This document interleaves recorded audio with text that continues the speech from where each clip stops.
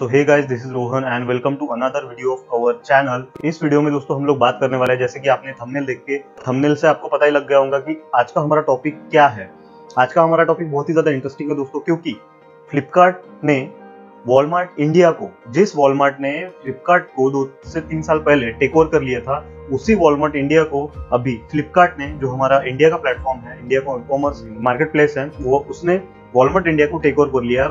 इसका फायदा हमें कैसे होगा और फ्लिपकार्ट होलसेल प्रोग्राम क्या है, कैसे इसका इम्पैक्ट होगा और कैसे हमारा एक B2B सेगमेंट जो है इंडिया का, वो एक कॉम्पिटिटिव एरेना में चला गया है, और इसकी रिगार्डिंग हम आज बात करेंगे। और बहुत कुछ हम आज डिस्कस करेंगे रिगार्डिंग फ्लिपकार्ट होलसेल, उड़ान ऐप, फिर उसके बाद में जियो मार्ट के बारे में आपको बहुत ही ज्यादा जानकारी दी है। फिर उसके बाद में B2B अमेजोन बिजनेस के बारे में मैंने रिसेंटली वीडियो पब्लिश किया था, उसके रिगार्डिंग मैं थोड़ा डिस्कस करूंगा आपके साथ में। और देखेंगे हम कि फ्लिपकार्ट होलसेल कैसे हमारे लिए हेल्पफुल हो सकता है आगे जाके, और एक वॉलमार्ट इंडिया को टेक ओवर करना कोई जोक नहीं है, और इसका कैसे इम्पैक्ट होगा सेलर्स के ऊपर में, MSMEs के ऊपर में। और इसी की रिगार्डिंग हम आज बात करेंगे। मेरा नाम है रोहन, आप देख रहे हैं Ecom tech space. Let's begin, but before we begin, make sure to subscribe to Ecom Tech Space and don't forget to hit that bell icon to get all videos updates. So let's begin.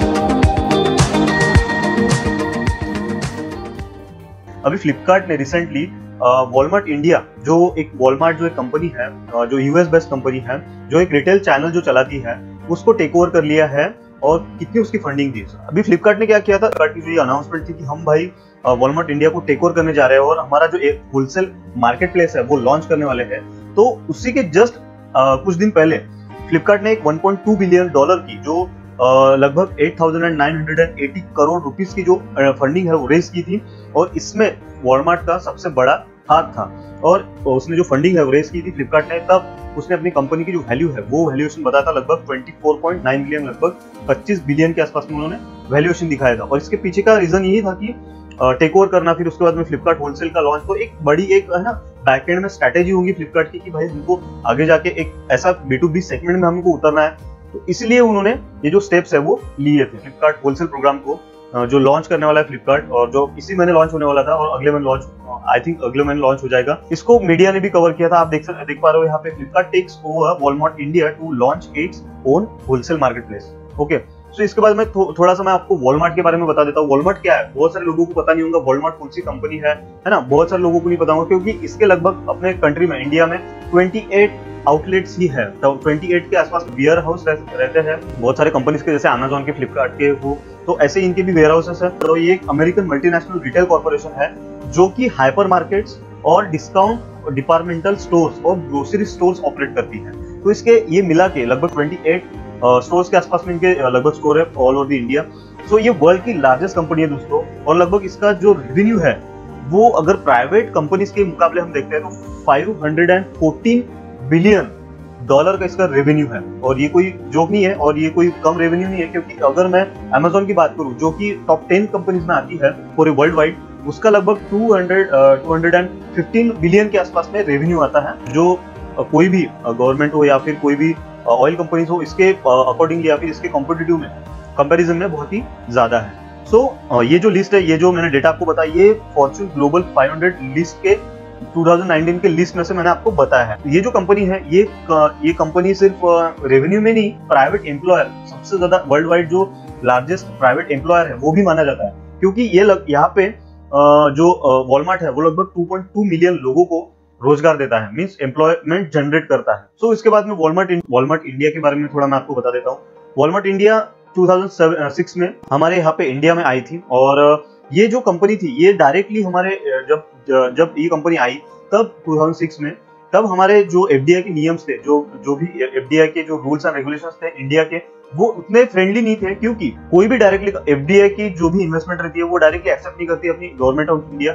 उसके में पीछे में बहुत सारे clauses है, बहुत सारे articles है। Due to that articles and clauses, our government of India is not allow any foreign direct investment to India। फिर उसके बाद में जो वॉलमार्ट है, अभी वॉलमार्ट को तो आना था, फिर वॉलमार्ट ने क्या किया, ठीक है, अभी डायरेक्टली तो वो नहीं आई थी, बट वो भारतीय इंटरप्राइजेस जो कंपनी है इंडिया की, उसके थ्रू उसने जो अपना काम है वो इंडिया में स्टार्ट किया था। तो उन्होंने क्या डिसाइड किया कि चलो हम डायरेक्टली हम इंटर नहीं करते, बट हम एज अ फ्रेंचाइजीज हम लोगों को फ्रेंचाइजीज देंगे, मींस जो भी बड़ी बड़ी कंपनीज है उनके फ्रेंचाइजीज के थ्रू हम ऑपरेट करेंगे इंडिया में। उसके जो भारतीय एयरटेल है, भारतीय एयरटेल के साथ में इसका मर्जर, भारतीय एयरटेल के साथ में इसका जो है टाइप हुआ। टाइप होने के बाद में इन्होंने जो अपने बेस्ट प्राइस के स्टोर है, अभी मैं आगे बताऊंगा आपको, बेस्ट प्राइस नाम के एक स्टोर्स रहते हैं इनके, जो इन्होंने ऑपरेट करना स्टार्ट किया विद द हेल्प ऑफ भारतीय इंटरप्राइजेस। सो सितंबर 14, 2012 को फिर इंडिया में एफडीआई के थोड़ा जो नियम है उसमें चेंजेस आए। गवर्नमेंट ऑफ इंडिया इन्होंने मल्टी ब्रांड रिटेल चैनल को या फिर कोई सुपरमार्केट्स हो जो भी फॉरेन डायरेक्ट इन्वेस्टमेंट है उनको अलाउ किया, और ये इंडिविजुअल स्टेट्स के अकॉर्डिंगली उन्होंने अप्रूव किया था कि भाई स्टेट वाइज हम देखेंगे, अगर स्टेट्स अप्रूव करती है तो सेंट्रल गवर्नमेंट भी अप्रूवल इनको दे देगी। सो इसके बाद में क्या हुआ दोस्तों, 2013 में भारतीय इंटरप्राइजेस और वॉलमार्ट के बीच में कुछ प्रॉब्लम्स के इशू की वजह से जो इनका टाइप था वो टूट गया और इन्होंने इंडिपेंडेंटली बिजनेस करना स्टार्ट किया। Flipkart acquires Walmart India. The e-commerce company has also announced that it has acquired 100% stake in Walmart India in what could be a move to compete with Amazon JioMart। अभी यहाँ पे दोस्तों to put things in perspective, यहाँ पे Amazon और JioMart, अभी JioMart आपको तो पता है, JioMart रिसेंटली जियो टेलीकॉम ने रिसेंटली अपने AGM में मींस जो एनुअल जनरल मीटिंग इनकी होती है, उन्होंने अनाउंसमेंट की थी कि हम एक JioMart अपना जो प्लेटफॉर्म है, जब इसकी जो बात है वो तो लगभग 1 से 2 साल से चलती आ रही थी, बट अभी इन्होंने क्या किया, JioMart में लॉन्च कर दिया और JioMart को इंटीग्रेट करने वाले हैं अभी व्हाट्सएप के साथ में। तो ये एक, और Amazon B2B भी है यहाँ पे, तो इसको इग्नोर नहीं कर सकते। तो ये अलग कंपटीशन जाने वाला है, आगे जाके अलग लेवल का कंपटीशन यहाँ पे बन सकता है। 100% स्टेक जो वॉलमार्ट इंडिया है उसमें ले लिया और हमने पूरा का पूरा वॉलमार्ट इंडिया को एक्वायर कर लिया, ऐसा फ्लिपकार्ट की तरफ से अनाउंसमेंट आई है। Walmart has stores name best price stores in the country. अभी वॉलमार्ट के जो स्टोर्स रहते हैं वो इस टाइप के होते हैं ना, ये ऐसे उनके जो बेस्ट प्राइस के स्टोर है, मैं आपको जूम करके दिखा दूंगा।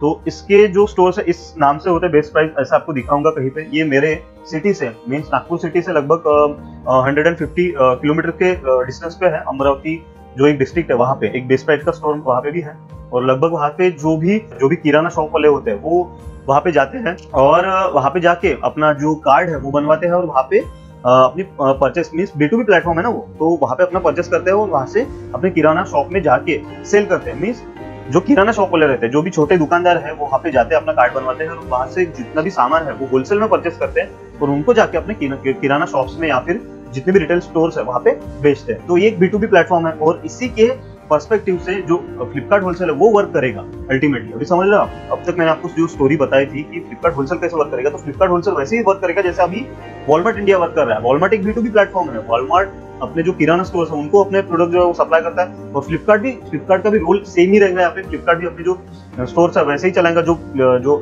बेस्ट प्राइस के स्टोर है वो तो चलते रहेंगे, उसके साथ में वो टाइप करके उनको अंडरटेक करके टेक्नोलॉजी के साथ में और ज्यादा उसको एनहांस करने स्ट्रॉन्ग करने की कोशिश करेगी। सो फ्लिपकार्ट ने और एक क्या बताया दोस्तों, फ्लिपकार्ट ने बताया कि बेस्ट प्राइस के स्टोर है वो कंटिन्यू करेगा, बेस्ट प्राइस के जितने भी स्टोर्स है 28 स्टोर्स है ऑल ओवर द इंडिया, और 1.5 मिलियन जो कस्टमर्स है इनके उनको सर्व करना वैसे ही जारी रखेगा, उसमें कोई भी प्रॉब्लम नहीं है। तो अभी देखते हैं दोस्तों फ्लिपकार्ट होलसेल प्रोग्राम के बारे में। अभी फ्लिपकार्ट ने अनाउंस किया है जो अपना फ्लिपकार्ट होलसेल प्रोग्राम जो है, इसमें वो क्या करने वाले हैं, डिजिटल मार्केट प्लेस रहेगा जैसे कि flipkart.com है, और वहाँ पे local kirana stores, MSMEs, micro small medium जो इंटरप्राइजेस है MSMEs, उनको वो कैटर करेंगे, मींस उनको वो इंटीग्रेट करेंगे अपने प्लेटफॉर्म के साथ में।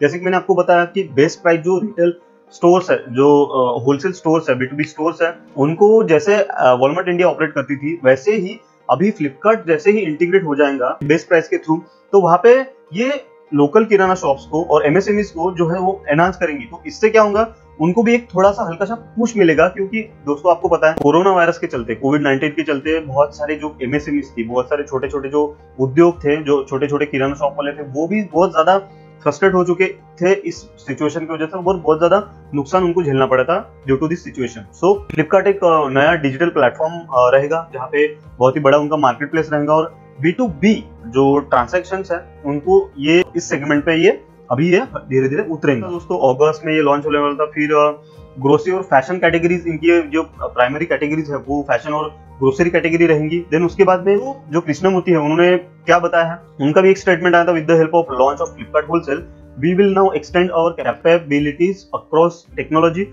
logistics, and finance to small businesses across the country. Flipkart Group Chief Executive Officer CEO Kalyan Krishnamurthy said. ये कैसा एक हेल्पफुल प्लेटफॉर्म रहने वाला है, इसके बारे में थोड़ा बता देता हूँ मैं आपको. This marketplace is going to effectively link sellers to manufacturers. Mean sellers को मैन्युफैक्चरर्स के साथ में डायरेक्टली कनेक्ट कर देंगी. One end kirana and micro small medium enterprises on the other end. Means kirana, micro small and medium enterprises जो MSMEs है उनको एक अदर हैंड से कनेक्ट कर देंगी. अभी थोड़ा इसके बारे में डिस्कस कर लेते हैं दोस्तों. Flipkart entering an arena of competitors. अभी देखो फ्लिपकार्ट ने जब भी ये प्लानिंग की होंगी कि अपने को अभी आगे जाके फ्लिपकार्ट B2B सेगमेंट में हमको निकलना है, ठीक है. अभी अमेजोन भी है ऑलरेडी B2B. अमेजोन B2B के बारे में मैंने आपको बताया है ना. जियो मार्ट के बारे में आपको बताया, पेटीएम किराना के बारे में आपको मैंने बताया प्रॉपरली. फिर अभी फ्लिपकार्ट को भी ये पता था कि हम लोग कौन से कंपटीशन में कौन से कॉम्पिटिटर का हमको सामना करना पड़ेगा, है ना. तो इसके रिगार्डिंग उनको तो प्रॉपर पूरा का पूरा आइडिया होगा, प्रॉपर सब कुछ पता होगा. इसके बाद उन्होंने अभी कंपटीशन कौन से प्लेयर के साथ में, क्योंकि उनको पता है कि बहुत ही बड़े बड़े प्लेयर इस मार्केट B2B सेगमेंट में ऑलरेडी उतर चुके हैं करके, है ना. यहाँ पे जियो मार्ट है ना. अगेन बहुत ही बड़ी कंपनी जो है, रिटेल कॉर्पोरेशन है हमारी इंडिया की, वो जो है जियो मार्ट. उन्होंने रिसेंटली अपना जियो मार्ट एक लॉन्च किया है प्लेटफॉर्म, जहाँ पे 50,000 से ज्यादा प्रोडक्ट्स है. और उनका हम देखेंगे थोड़ा आगे जाके कि 50,000 से ज्यादा प्रोडक्ट और बहुत ही बड़ी लेवल पे जियो मार्ट का काम है ना. उड़ान है यहाँ पे, मेट्रो, कैश एंड कैरी और B2B अमेजोन का सेगमेंट है. करंटली जो हमारी ई कॉमर्स की इंडस्ट्री है वो लगभग $650 बिलियन की ये जो रिटेल मार्केट है हमारे इंडिया का वो है.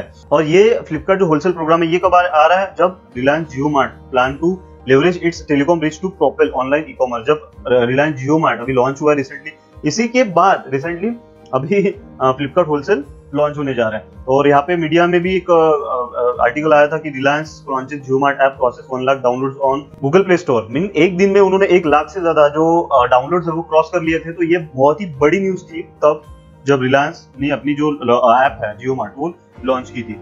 फिर यहाँ पे अगर हम बात करें जियो मार्ट की, तो Reliance takes on the likes of Amazon, Flipkart, BigBasket, Grofers and the online grocery operations of Amazon, Zomato and Swiggy. So वैसे ही वर्क करेगी जो जियो मार्ट है, वैसे ही वर्क करेंगी जैसे कि जोमेटो और स्विगी वर्क करता है. और ऐसा लगता है मेरे को कि अलग से एक सेगमेंट है वो ऐड करेंगे, जैसे कि जोमेटो और स्विगी का है जो ग्रोसरी डिलीवरी का भी उन्होंने एक जो वर्क है वो स्टार्ट किया अपने ऑनलाइन एप्स के through. So Jio Mart offers a selection of 50,000 plus product, जैसे मैंने आपको पहले बताया, products and let's customer shop at 5% below MRP. 5% below MRP के नीचे मिनिमम वो प्रोडक्ट सेल करते हैं. और मिनिमम ऑर्डर वैल्यू कुछ भी नहीं रहती है दोस्तों यहाँ पे. और सभी जो डिलीवरीज है वो फ्री ऑफ कॉस्ट रहती है. तो देखिए आपने कितना कॉस्ट फ्रेंडली जियो मार्ट वर्क करेगा. और उन्होंने पैसा भी बहुत है ना जियो के पास में, तो ऑब्वियसली बात है. सो अमेजोन भी यहाँ पे प्लान कर रहा है कि 9.9% स्टेक जो है वो रिलायंस रिटेल में ले. फिर बिजनेस टुडे का एक आर्टिकल आया था कि जिसमें लिखा था कि Flipkart wholesale versus retail, Reliance Jio Mart, the battle lines are drawn to win India's kirana. अभी बहुत ही इंटरेस्टिंग ये जो कंपटीशन है वो देखने को मिलेगी कि फ्लिपकार्ट भी आ रहा है, रिलायंस जियो मार्ट तो ऑलरेडी है, अमेजोन B2B है ना, पेटीएम किराना है, उड़ान है. तो इतने सारे कॉम्पिटिटर आने के बाद में मार्केट का क्या रिस्पॉन्स मिलेगा और मार्केट कैसे फ्लक्चुएट करेगा, इसी के रिगार्डिंग हम आप देखेंगे आगे जाके. तो ये एक चार्ट है, मैंने ये थोड़ा पुराना चार्ट है, 2018 का चार्ट है, जिसमें कि पूरा डेटा है ना. जब रिटेल एक ई कॉमर्स की इंडस्ट्री इन द सेंस एक अपने सैचुरेशन पे थी, फ्लिपकार्ट का स्टेक इतना था, है ना. फ्लिपकार्ट सबसे बड़ा मार्केट प्लेस था हमारे इंडिया का. देन उसके बाद में सेकंड नंबर पे अमेजोन आता था. तो अभी क्या है, अभी तो जियो मार्ट भी आने वाला है दोस्तों. तो जियो मार्ट आ गया है ऑलरेडी. तो जियो मार्ट का क्या इसमें रोल रहेगा और जियो मार्ट कितना कंपटीशन यहाँ पे देगा इन सभी प्लेयर्स को, तो देखेंगे आगे. ये है एंड इस वीडियो का. Thanks for watching this video. And आपको अगर वीडियो पसंद आता do like, share and subscribe to this channel. And इसी तरीके की वीडियोस देखने के लिए, इंपोर्ट एक्सपोर्ट से रिलेटेड वीडियोस देखने के लिए, ई कॉमर्स से रिलेटेड या फिर ऑनलाइन बिजनेस से रिलेटेड जो आइडियाज है और टेक्नोलॉजी से रिलेटेड वीडियोस देखने के लिए चैनल को सब्सक्राइब जरूर करें. Thanks for watching this video and as always God bless you all. Bye bye.